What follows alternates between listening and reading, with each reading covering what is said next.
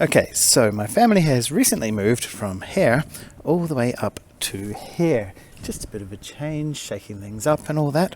We brought two cars up with us, my wife's car and my car, and both cars were pretty much fully loaded. We had our three kids, one in one car, two in the other, but we also had a whole lot of our belongings with us, so the cars were pretty weighed down. So here's what I told my wife: just be careful when you're driving. It was a long drive, like nearly 13 hours, and I mentioned to be careful when you're driving to allow extra room in front of the car, because of course you'll need more time to brake. There are two things going on, both related to Newton's laws of motion, in this case the first law and the second law. The first law is about inertia. An object will tend to remain in constant motion. So if you're boogieing down the motorway, the car is going to want to keep boogieing down the motorway.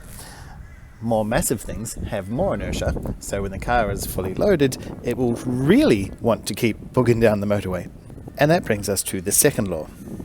The second law is what you may have seen before. Force is equal to mass times acceleration. Now, force and mass are directly proportional. Now, what that means is that as one goes up, the other goes up as well by the same factor. So let's say if we wanted to keep acceleration constant. Okay, acceleration, a lot of people think is speeding up. Actually, it could be slowing down. It could also be turning a corner, changing direction. So in this case, we're talking about acceleration as slowing down in terms of braking. So we want to keep acceleration the same. We want to still be able to brake in about the same distance, but of course the mass went up because the car is fully loaded. If the mass has gone up and we want to keep acceleration the same, then the force also has to go up by the same amount. So if we had, say, doubled the mass, we would need to double the force as well for the same acceleration, the same ability to slow down in this case. If we jump back to the original equation, however, and this time keep the force constant, remember the mass had increased because the car was fairly fully loaded. If we keep the force constant, so we press on the brake with the same force and the car has the same ability to slow the wheels down, that must mean that our acceleration is going to decrease because mass and acceleration are inversely proportional. As one goes up, the other comes down.